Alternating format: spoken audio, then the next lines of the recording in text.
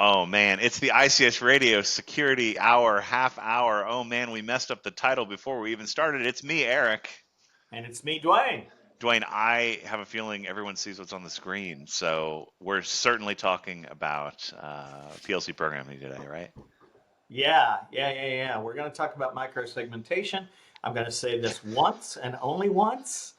I work for a microsegmentation company. I'm going to do everything I can to not make this an advertisement, but if I do a little bit, my apologies. I feel like there's a ton of pretty important information that we're going to talk about today. So let's get started. Well, but here let's set the context here Okay. because when people talk about doing security in OT, Mhm. it always starts with like I got to figure out what I have, right? But then it's always the next question is always after I figure out what I have, or at least some version of what I have. It's always what do I do next? And one of the main things that people say when they say what are you going to do next is, oh, I want to do a microsegmentation or I want to do a network segregation project or whatever you want to call it. That's one of the steps that comes next after this. And so I thought, and we thought together, it would be really good to kind of reset expectations, especially for folks that are maybe not as familiar with the history and the subject matter as I'm certainly not as familiar with it. I always rely on you as my network guru to talk about some of the networking and the history and all that other good stuff. But I think it's important to go through some of the goods, the bads, and the theoretical concepts behind it, and then maybe we'll talk about it on a separate show. So that'll be kind of the first one today, and then we'll talk about a separate one that kind of talks about maybe some of the process to actually get it done. Is that fair? Good point. And in that vein, let's talk about what um, what Dale Patterson calls the pure plays, and so you and I have both worked at an OT company that's sort of very traditionally, and let's name names, right? It's the Clarities, the Nozomis, some greater or less degree the Dragos, the Tenables, that and I'm just going to lump them all together, and people are already hitting a keyboard probably, and others, and OT base, and blah blah blah blah blah. But here's what they do, right? I mean, each one of them does a little something different and talks about it differently, but it comes down to this: you can't protect what you don't know. Okay. And those guys that we kind of just talked about, they give you an extremely high level of detail about what you have because a part of, I think, again, sort of the collective market philosophy is, hey, we're gonna upgrade firmware, we're gonna patch Windows, or we need to know exactly what it is, and we're gonna do an intrusion detection kind of thing that's very capably tuned for ICS, right? Yep. And look, there's nothing wrong with that, but I can tell you, and I'd love to hear your comment is, we heard at our prior employer a lot was, okay, well, I get it. We need to know exactly what we have, but now I want to write rules for my firewall or whatever. And the problem with the pure plays again is just okay. Here's what you got. Hey, I just saw something bad go across the wire. Have Or at it. more often than not, hey, this thing talked out when it shouldn't have. I know it's going far too out to the internet. Out, things in the internet are coming into us. What do we do about it? We need to figure out what's happening first, and then once we figure out, how do we stop it, right? How do we stop the Yeah. things from getting out or coming in when we don't want them to? And Right. the answer was always microsegmentation, like create the Yeah. little cells. Again, not to get into the thing, but we'll base off the Purdue model. Well, Purdue model's not a thing, but it's not a network security model. It's not even a networking model. It's but Yeah. hey, we want to make sure that nothing gets out from the Purdue zone to the Yeah. rest of the world and vice Yeah. versa. So So so that is so so this I think hopefully it's sketchy and it's broad and it's overbroad, but hopefully that gives you an idea. What we're gonna talk about today is a couple of the different ways that you can do segmentation, microsegmentation.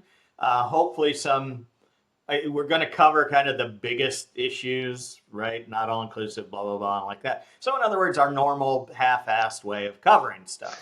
So So as we usually do on our half-hour's way of covering yeah, things, hey, what's the yeah. history of this, Dwayne? Oh, Well, actually, let's let's talk talk about it about what. broadly, and then we'll go to the history. Yeah, so let's and look again in my day job. I get this a lot. Is I'll go to a conference or I'll just be having a conversation with people say, well, how familiar are you with microsegmentation? And so let's just talk about what that is first. And there's some very again common words that we all use, but it comes down to this. It's just you look at a history, as you said, is we kind of go from the bottom up. So we go from sort of an older fashioned, very broad based stuff to something that's very granular.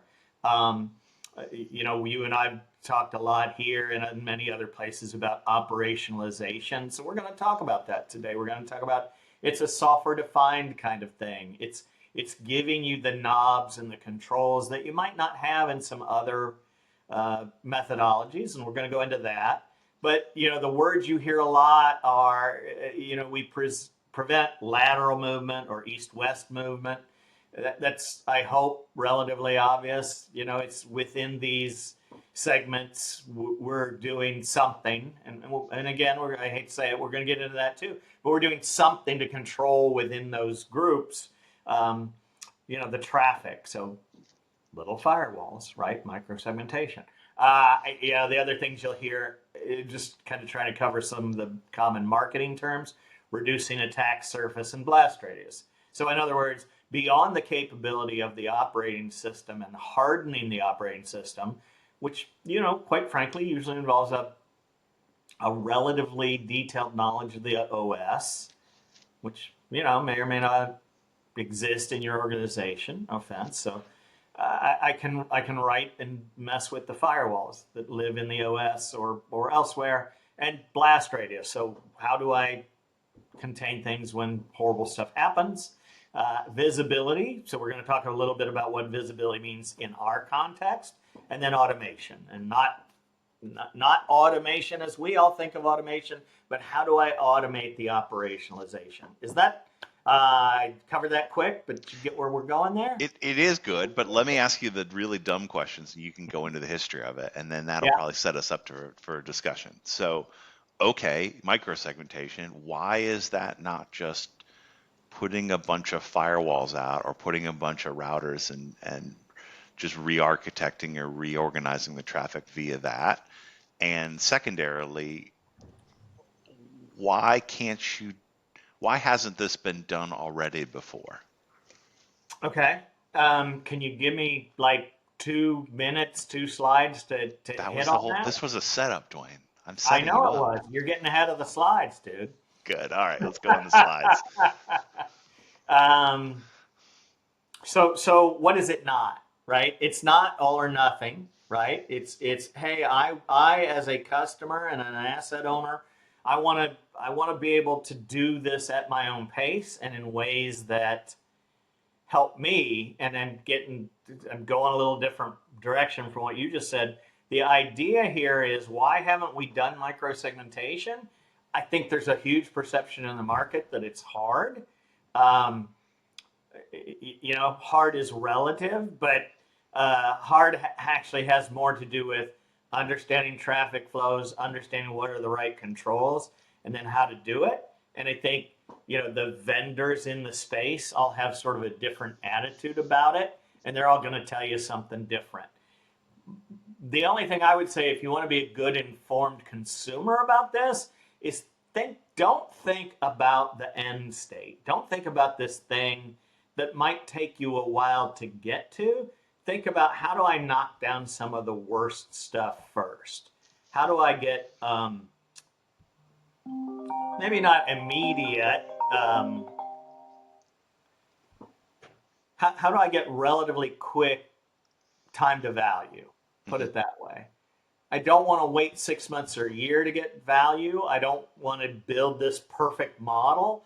I want to start taking things that are operating system level protocols that are the worst conduits, if you will, of ransomware and overall horribleness. And I think that's the biggest thing that sort of stops people from doing segmentation, micro segmentation. Is that Hmm. a fair answer to your question there? Yeah, sure. Okay, I'm getting to answer. I'm getting there. I'm getting to your setup. So we're going to talk about VLANs and firewalls, which is the big one and the one you kind of mentioned. We're going to talk a little bit about NAC. We're going to talk about transparent firewalls and encryption. And then last and not least, we're going to talk about what is my favorite methodology is the networks of one or a /32. So let's get to the history because you want to hear the history lesson. Um, and Eric and I had this conversation a while back, and I misspoke, and I then had to go back and do a little research. Didn't take a lot, but it was a very interesting thing, and I'm not sure how many people know this. VLANs were invented by a dude named W. David Sinkowski. Hopefully, I pronounced that right. In 1980, which is like, wow, that's like way back. I was still in high school. And what sort of amazed me when I read this is it was really all around. They were already working on IP telephony at Bell Labs, Bellcore, what have you.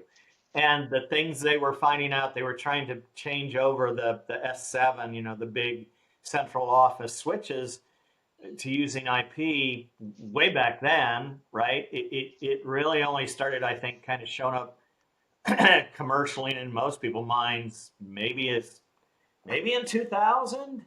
I worked at Cisco at the time, and we kind of bought a company and started doing this.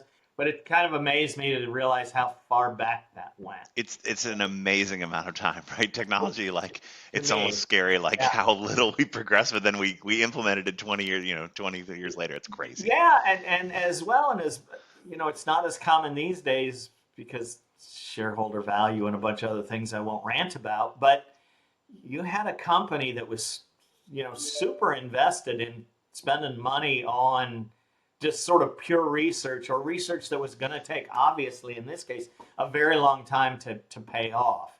So there's good and bad in monopolies. I guess I'll stop there.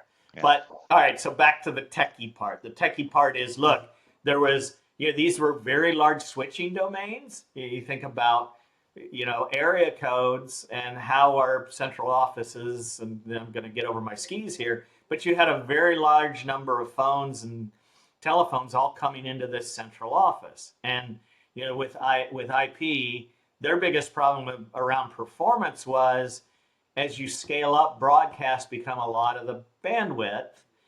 And as you see on the slide you probably already read is, hey, in a broadcast domain, so if I've got a broadcast domain, let's just say it's 10,000 devices, and I send a broadcast, I have to send it everywhere, which is a little bit of a burden on the switch itself.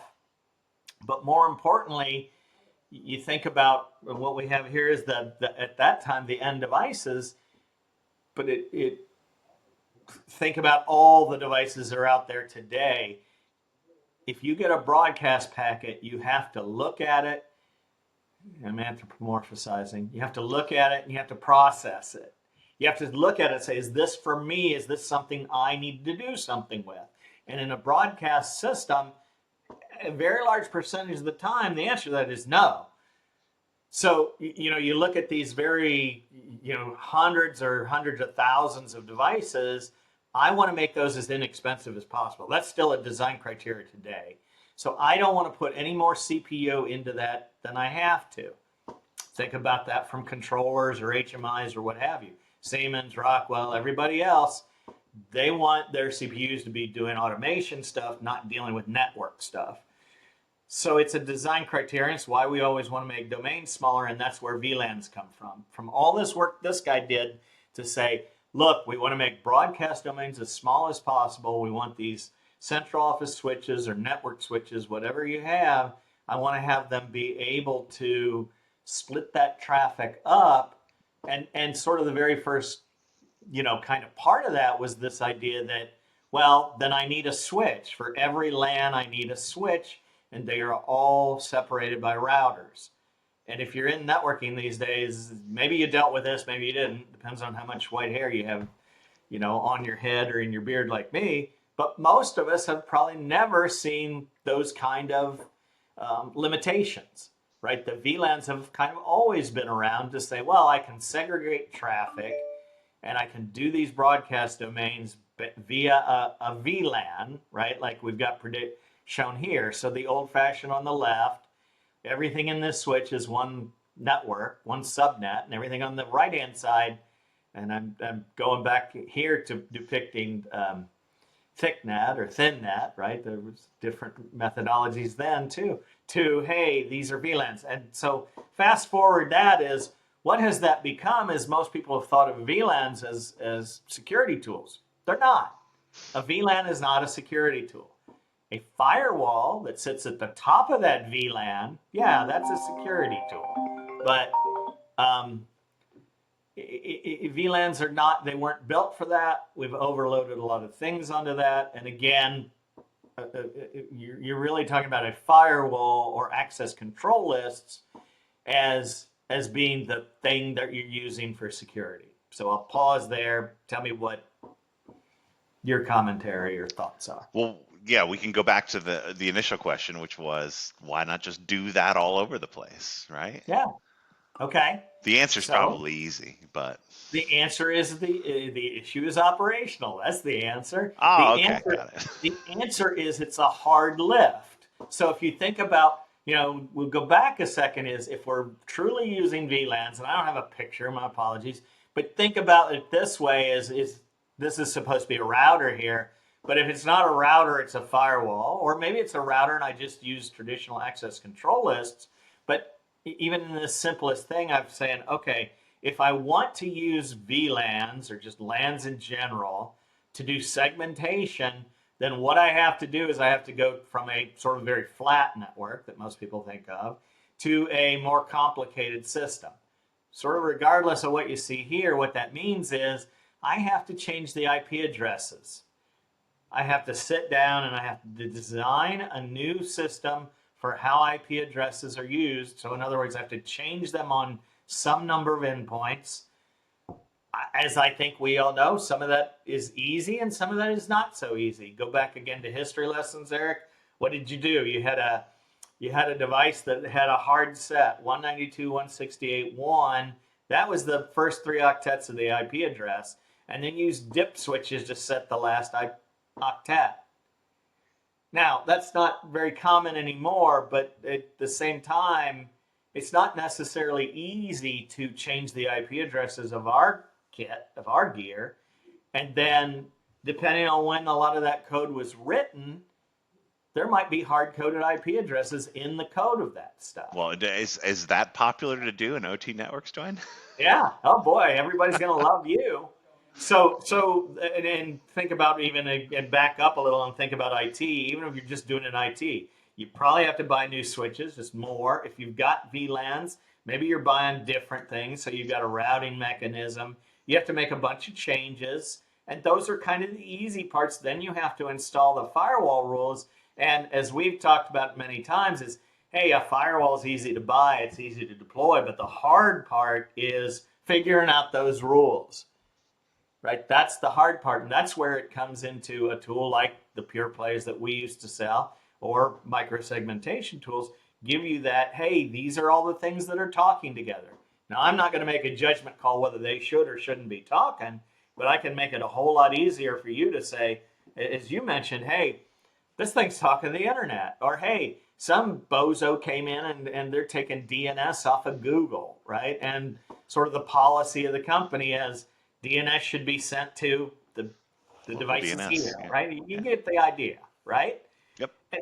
If I go down that road, then what if it is broken, right? What is my backup plan? I've done a whole bunch of work and now I found out that I'm breaking stuff.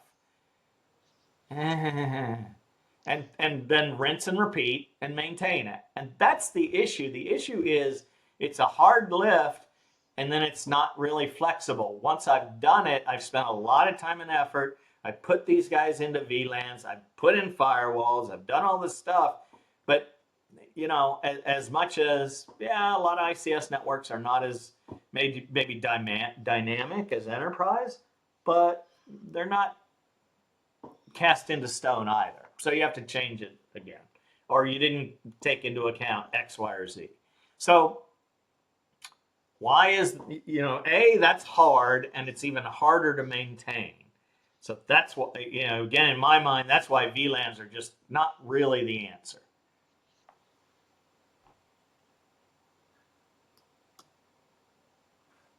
So NAC. The classic we always talk about in security, the hard crunchy outside and the gooey creamy inside. And I lived through, again, the sort of the very early parts of NAC at Cisco, and they weren't necessarily the people that invented it, but they were certainly in it from the beginning. And so NAC was brought in then to say, okay, well, hey, somebody comes into my headquarters, they're sitting in a conference room, maybe they have evil intent, maybe they don't, but they plug into an Ethernet port. This is before a lot of wireless. They plug into an Ethernet port, and maybe they have access to, in many cases, anything that's in there. So the idea of NAC was sort of twofold. One of them is, does this person even work here? Do they have an identity that allows them to come onto my network? And I won't go into the idea. There's a whole idea of a device identity. And I was going to say most of that's based on the device, though, right? it may be, right? So you and I work at Acme Core. So can I identify that my laptop is an Acme asset? A bunch of ways to do that. And then even as important, and important in some other ways also, is, am I Eric or am I Dwayne? Am I allowed to go almost anywhere I want, or am I a peon? So there's that, and then that's 802.1x, which is around identity. There wasn't a lot of 802.1x clients in the beginning. And then now I got to define policy, right? So again, it's the hard part here is policy. What do I require? What do I require of people coming onto the network? And again, you probably read this, is a part of that part and promise of that whole idea of NAC was, are my antivirus files up to date? Right? Can I prove that I am who I say I am through an Active Directory or whatever? Are there other things I'm going to require of my users to have on their laptop? And then, fast forward to this thing and iPads and wireless and every other nonsense. And I won't go into every one of those things except to say it actually started getting better on the wireless side, much more so than the wired side. And even today, if you listen to a NAC pitch from any of the big vendors, they'll show you this wonderful world of, I can provide you infinite granularity on every little different little setting on a laptop and identity, and are they on-prem or off-prem, or it's like, well, remember this, when you get too excited about all that granularity, is somebody has to make a decision on those things. Somebody has to keep it up to date. Yeah, there's a strategy and then there's the effort. Yeah. So I'll paint with a very broad brush and just say, well, most of these NAC, it's who are you, and do you have a device that I trust? In other words, is it a corporate asset or not? And then probably antivirus, but maybe a EDR or something like that. But we don't, most customers I know, they don't go too deep into that. And then again, fast forward that into zero trust, which is a lot more about identity and then how, when, and where do I enforce access. So again, do I enforce access at NAC and use, what Cisco calls secure group tags? Do I enforce it at a firewall that is maybe spread throughout the enterprise? And again, I'm not going to go too deep into that except to say every one of these things has some promise, but you have to understand what operationalizing it means. And then and more importantly for us, what does operationalizing it mean in an ICS context, where we have old operating systems, where we have controllers, we have all kinds of things that don't have these capabilities. And I've got switches out on the shop floor that are industrial switches and don't have every bell and whistle on it. So, in summary, NAC was built for dynamic user environments. Mostly Windows, some of the other OSs, but modern ones, right? Not XP, not the stuff that is still living in our environments. Fair enough? Fair enough. So even when I worked at Cisco, I would never tell people to put a NAC solution into an ICS environment. So I've already kind of covered this, but what are those issues? They're proprietary. You are typically forced into a very homogeneous environment. There's problems with heterogeneous. You can easily overflow the limited and expensive memory that's on a switch. Again, agents, et cetera, et cetera. And then who runs it? Who runs it? IT runs it, Yeah. mostly. Most, Yeah. well, sometimes not. I mean, usually, right? I mean, Depends on how much you I've just run extract into this. switches.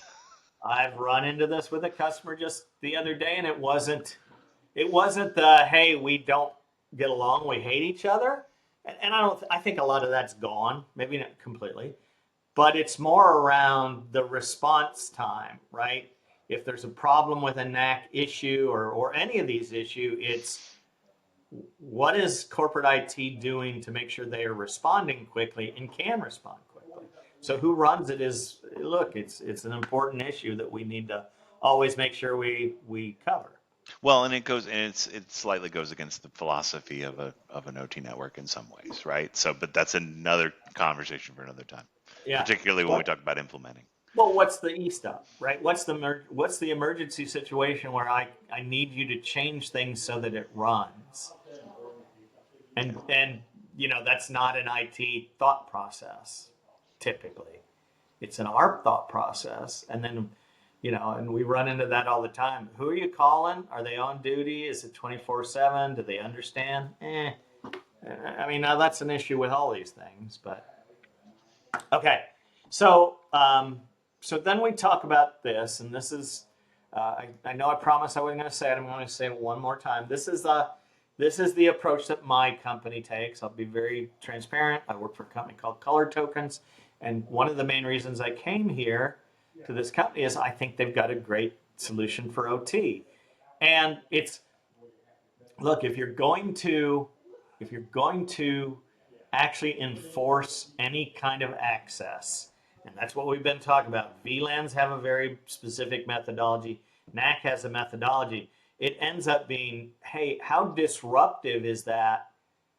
And then how can I first of all walk through operationalization of it? And just as important, or maybe more importantly, is how do I deal with changes and dynamic changes? So talk about this for a minute. This is the sort of the, and I didn't talk about this. I don't have a slide about this.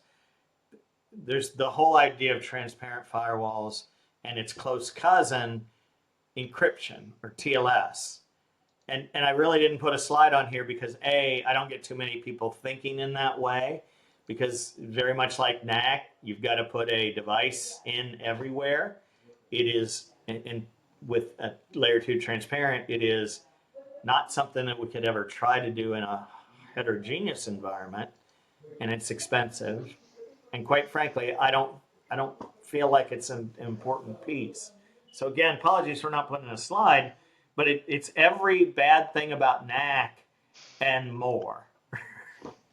So comment if you want to hear more about that and why I think it's horrible. So so then we get into this, right? You could everybody's gonna have positive and negative about this, but the way a couple different people in the market approach this is, hey, I don't care about your layer 2. You've got a giant layer 2 environment. Does that sound familiar? Maybe it does. But what I'm going to ask you to do is I want to put in a device that works at layer 3. And for my particular company, it's called a gatekeeper. But what it comes down to is all the controllers and video cameras and everything else down in that layer 2 environment. You slowly start pointing it to the gatekeeper as the default router. So in my mind, and why is this the least horrible? I use those words a lot. How is this the least horrible environment? Is I can leave a lot of devices how they are working today. In other words, this controller right here is pointing at this router today, and I can plug in my gatekeeper, or I can plug in this alternative router, and nothing changes until I make a specific decision okay, I'm going to point this controller at this device, and I'm going to give it a /32 for the network mask. So now if it has to talk to anybody anywhere, it first has to go to this device, which is an enforcement point, before it goes to, what is probably literally sitting right next to it, at least from a network specific standpoint. And I can do this at the pace that makes me comfortable, and I can back out of it easily. And that to me is a big part of what's important on here. Now, a lot of people are going to say, well, I don't want to do that either. It's like, okay, that's fine. But it's not, there's no magic here. There's no way that you can do any kind of enforcement without something that's disruptive. And we kind of talked about, all four, and I gave short shrift to transparent firewalls, but each one has its sort of positives and negatives. And again, I feel like, hey, from a standpoint of flexibility and how we go forward, this is a better way to do microsegmentation. Right. It's And going if to be you look, working it regardless. So yeah, it's always going to be disruptive. It's always going to be something you have to do some work, but I can do it in a pretty agile way at my own pace. It's not all or nothing. It's, hey, okay, oh boy, it didn't work. Let me back out that one little change I just made, right? And again, not getting into the sales process, but because this is all software based, the very first thing I do when I go into a protect mode is I go into what still amounts to a listen mode. Hey, these are I got a picture of the traffic. Hey, these are how things talk and which protocols. Okay, well, if I put a rule in that stopped this traffic, what would that look like? And it's like a firewall. It's like, hey, restrict this or allow this traffic to go through, but log it. So that's a first step you do in our and many other kind of microsegmentation is this. It's a test or simulation mode.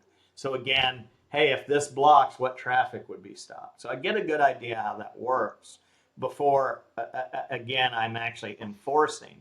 And so we have a multi-level step where everything's good. And finally I say, okay, for this device to that device, let's block. For this device to that, I can do it as slow as I want and at the comfort level that I want to deal with. and it's part of a more fundamental, of kind of a realistic process of how you get Yeah. things done And it's versus an all or operating. nothing slap down, put down Yeah. the gates, and we're in trouble. Right. And it helps me do it at my comfort level. Right. And then, and look, there's 100 ways to skin this cat, but I'll just put this up here.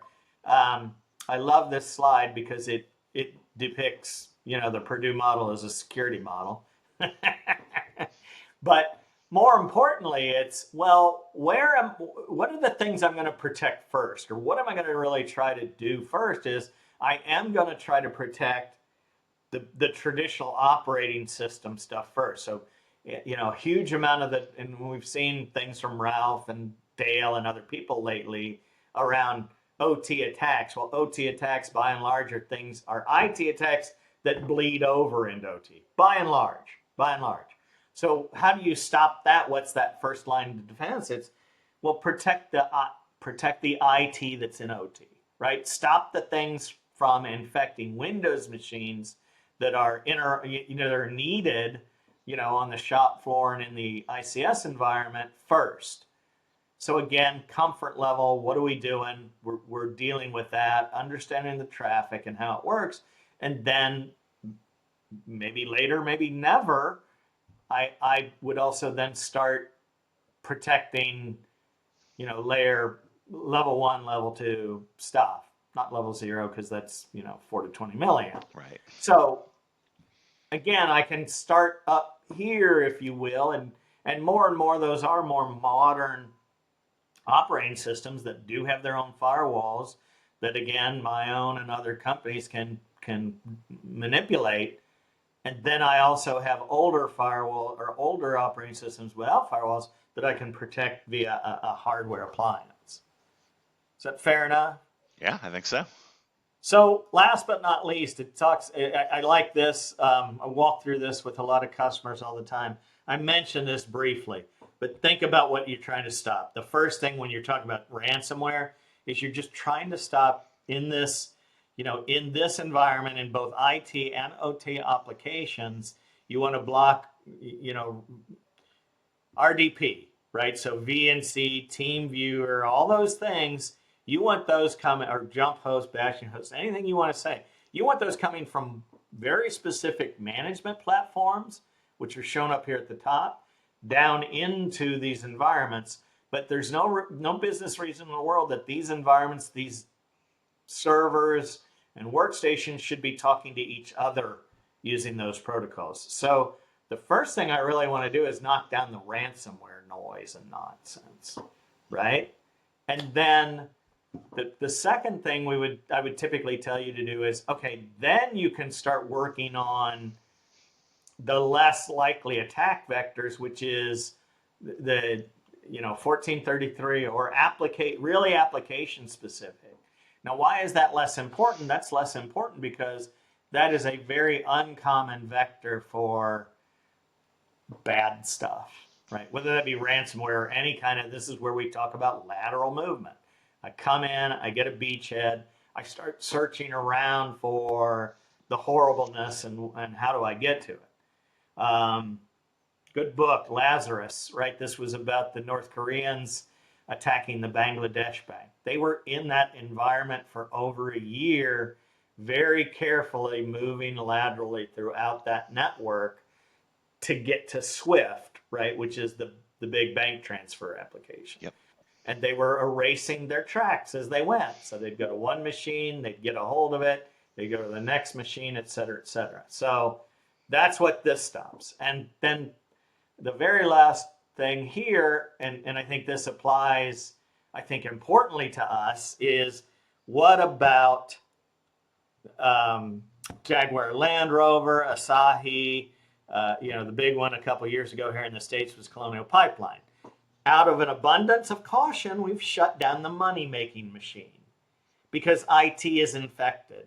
And the idea around this, again, we talked a little bit about it, is I want to simulate a bunch of rules. I want to deal with how these things move. And I want to say, okay, I am going to, in an active breach, I'm going to raise the drawbridge. In other words, I'm going to enforce policy that is very restrictive on how maybe telemetry and data flows in between enterprise and OT.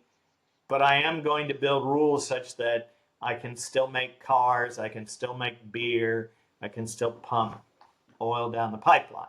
Yep. So it's I call it the drawbridge, other people call it other things. So It's good.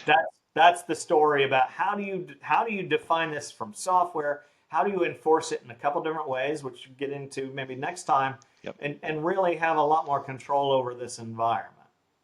That was exactly what I was going to say. So let's talk about how you do it in reality. This is a good preview, I think, to the next conversation, which is how you do it, why you do it, and what's the process. Yeah, let's do that. Well, thanks for tuning in. It's the top of the hour here where we are, and I unfortunately have to go. So thank you for spending your time with us again today. It's been the ICS Security Radio Hour Half Hour with me, Eric. And me, Dwayne. See you around. Take care.